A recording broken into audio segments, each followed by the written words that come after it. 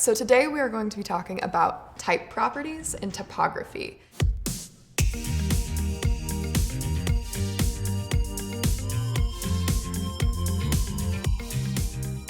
So first and foremost, before we get nerdy into the definitions of specific typography and type properties, we are going to look at some commonly mixed up terms so that you can sound super smart when you're talking about typography.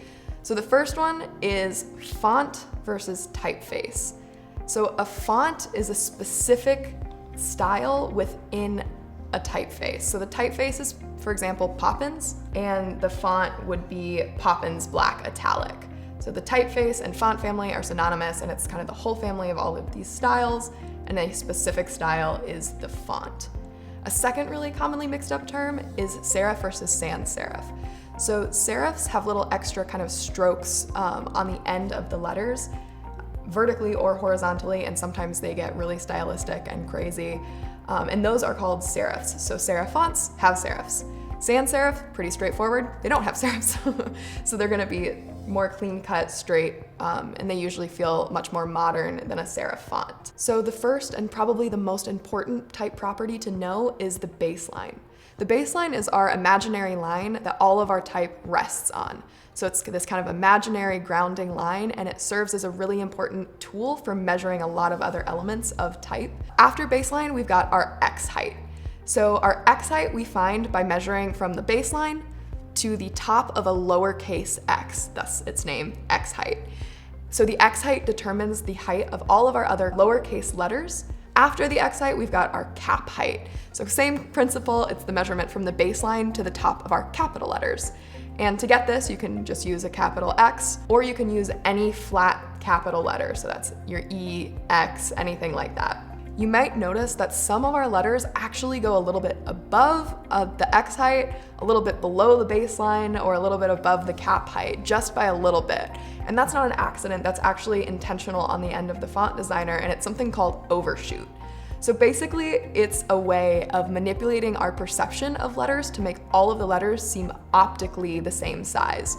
So our line height is simply the measurement from one baseline to the next within a body of content. So after line height, we've got letter spacing, also known as tracking. So just like it sounds, letter spacing is the overall amount of space between letters. So bonus definition here, when you are adjusting the letter spacing between just two characters, not an overall body of content, that's actually called kerning. And this isn't something that's typically done in body content or even headers. It's something that you're gonna find more commonly done for logo design and logo type. So now that we've got all sorts of definitions and things that we can be aware of when we're looking at typography and knowing which properties to pay attention to, let's apply it to some really, really bad typography. So here we've got a fake type pairing that we are going to try and fix. So first up, just at first glance, you can probably tell this is just straight up bad. So we are going to start with the header font. So this is Playfair Display, which is a really classic serif font that's really classy and always a good choice, but you can tell right off the get-go that it's got some legibility issues because of the letter spacing. It's just got a little bit too much space between all of the letters that makes it hard to digest at this large header size. So we can see currently we've got 7% letter spacing. We're just gonna set that to 0. And immediately that already feels a ton better. So now that we've fixed our header font, let's take a look at this body content font.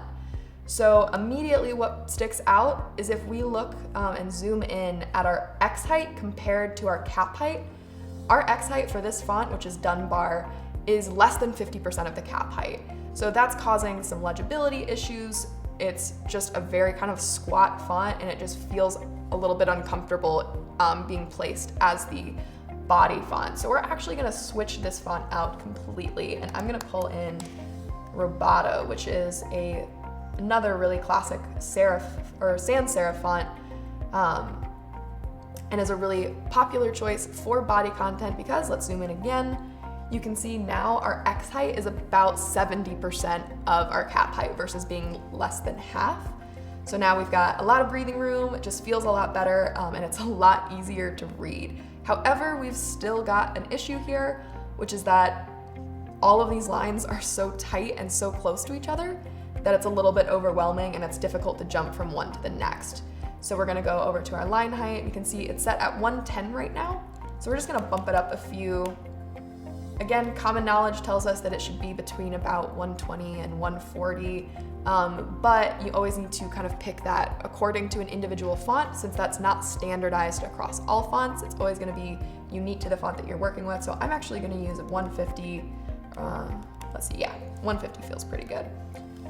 All right, so let's take a look at that. And that already feels a ton better, not only aesthetically and as far as the design, but functionally as far as legibility and being able to look at this and easily digest the content, as well as it feels like a much better type pairing. Now we're type masters.